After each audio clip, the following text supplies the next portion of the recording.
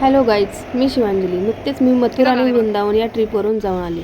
या ट्रिपमध्ये मला काय अनुभव आले, तसेच मी कोणकोणती मंदिर बघितली, या ट्रिपसाठी मला किती खर्च आला, हे सर्व मी या व्लॉगमध्ये शेअर केले आहे. तर तुम्ही हा माझा व्लॉग नक्की जाऊन बघा. चला तर मग व्लॉगला सुरुवात करूया.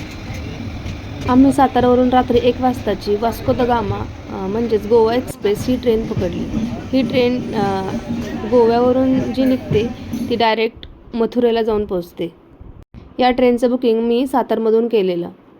या ट्रेनचा प्रवास जवळपास 27 ते 28 तासांचा होता. या ट्रेनचे बुकिंग मी जवळपास 2 महिन्यांपूर्वी केले होते, म्हणून मला हे तिकीट एकदम स्वस्त पडले. म्हणजेच जाऊन येऊन 1500 इतके होते. म्हणूनच जर तुम्हाला स्वस्तात मस्त ट्रिपला जायचे असेल तर 2 महिने आधीच बुकिंग करा, म्हणजे तुम्हाला तिकिटाचे पैसे जास्त द्यावे लागणार नाही. पूर्ण महाराष्ट्र त्यानंतर मध्य प्रदेश पार करून एकदाच मथुरेमध्ये पोहोचलो. वेगळ्या राज्यात आल्यावर जरा वेगळंच वाटतं ना. स्टेशनच्या बाहेर आलो की त्यानंतर आम्ही लगेचच कॅब बुक केली आणि आम्ही निघालो वृंदावनला जायला. हे बघू शकता किती मस्त वाटतंय वृंदावनमध्ये येऊन. आणि पहाटेची वेळ होती त्यामुळे जास्त काही गर्दी नव्हती त्या ठिकाणी. या बरसाने वगैरह जाएंगे ना. हाय, चला तर मग आपण जाऊया आता वृंदावनमध्ये दर्शनासाठी.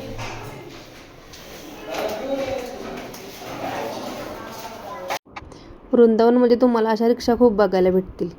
तर अशाच एक रिक्षामध्ये बसून आम्ही निघालो बाके बिहारी मंदिरामध्ये. हा व्ह्यू तुम्ही बघू शकता रिक्षाचा कसा आहे ते. मंदिराच्या बाहेर पोहोचतात अशा ही वेगवेगळ्या प्रकारची मिठाईची दुकान होती, जिथे की पेढे, नंतर बेसन लाडू अशा वेगवेगळ्या प्रकारच्या मिठाई होत्या. तुळशी माळाही खूप होते त्या ठिकाणी. गाई तर विचारायलाच नको, एवढ्या गाई तिथे होत्या ना.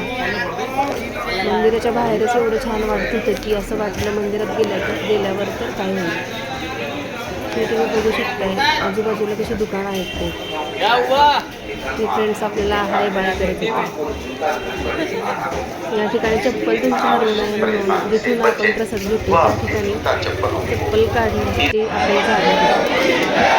हे बघा, सकाळी 8 वाजताच मंदिरात जाण्यासाठी किती गर्दी आहे, कारण की या ठिकाणच्या मंदिरात सकाळी 8 ते 12 आणि संध्याकाळच्या टायमिंगला 4 ते 8 याच वेळेत चालू असतात. दुपारी हे मंदिर पूर्णपणे बंद असतं.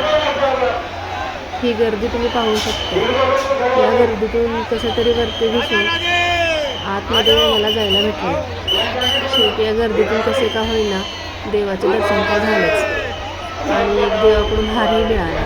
असे ते हार, फुलं किंवा प्रसाद फेकत असतात. त्यातून ज्याला मिळेल तो मिळेल असं असतं. त्यातून मला पण इथे एक हार भेटला. ही गर्दी तुम्ही पाहू शकता. किती गर्दी, किती लोक आले ते.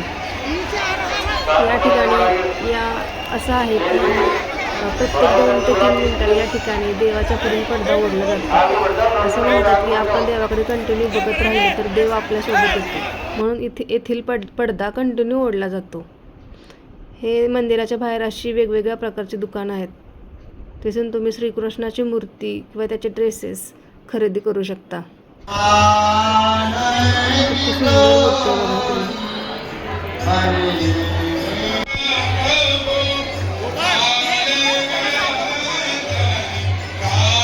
या ठिकाणी कंटिन्यू भजन चाललेलं असतं, त्यामुळे एकदम मन प्रसन्न वाटते.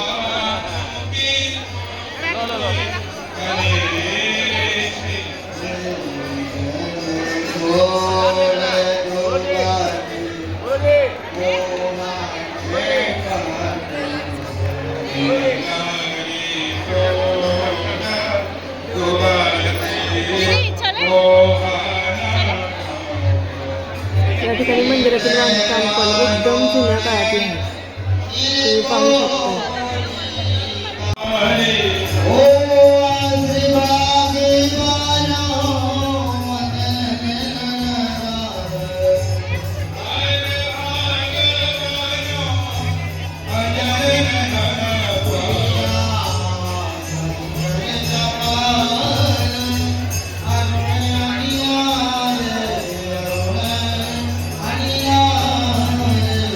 या मंदिरात खूप गर्दी होती.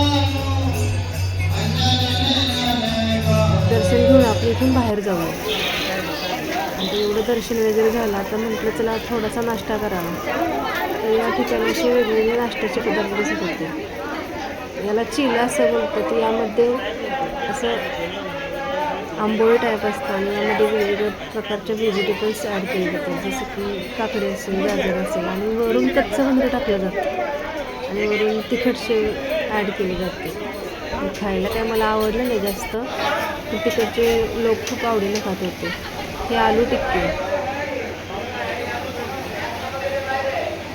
हे आलू टिक्क्या त्यानंतर अशी दिली जाते, आपल्याला सर्व केली जाते अशी. या ठिकाणी मग आम्ही एक चिल्ला घेतला आणि खाल्ला, पण काही जास्त आवडला नाही हा चिल्ला.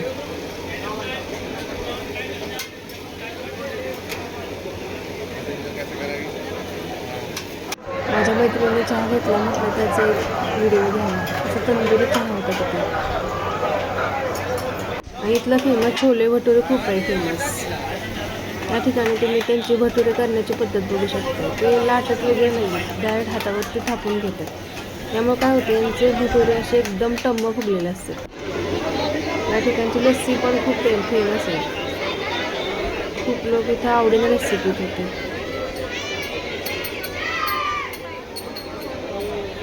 या पुढील मंदिरे जी पाहिली ते नेक्स्ट ब्लॉगमध्ये येतीलच. तोपर्यंत माझे जर व्हिडिओ तुम्हाला आवडत असतील तर नक्की लाईक शेअर आणि सबस्क्राईब करा.